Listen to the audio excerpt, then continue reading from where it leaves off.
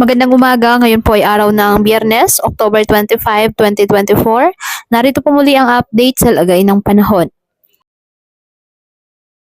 Ayon po sa Pag-asa, nakalabas na ng kalupaan ng Northern Luzon ang sentro ng Bagyong Christine. Gayunpaman, magpapatuloy pa rin po ang nararanasang masamang panahon sa Luzon dahil sa malawak po na sirkulasyon ng bagyo.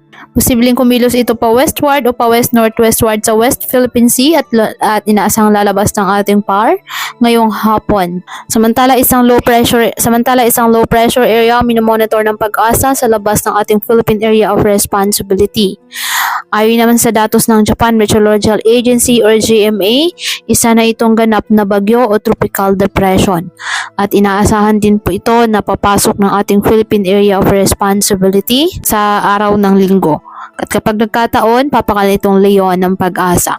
Base nga po sa pinapakita ng Pag-asa na tropical cyclone threat potential, samantaas ang tsansa na may mabuo pang isang bagyo sa loob ng 2 linggo at dahil dito nakataas ang tropical cyclone threat potential sa loob ng forecast period. Kaya patuloy po na mag-antabay ng iba nating weather updates at sa updates ng Pag-asa hinggil po sa lagay ng panahon. Kaya patuloy pa rin po natin na pinag-iingat ang ating mga kababayan sa banta po ng mga pagbaha at pag-uho ng lupa lalo na kapag may malakas na ulan at ugaliin na magdala palagi ng payong o kahit anumang panangga sa ulan sa tuwing lalabas po ng ating mga tahanan.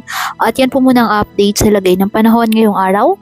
Muli patuloy po tayo na mag-ingat at palaging tandaan, God loves you. Stay safe and God bless.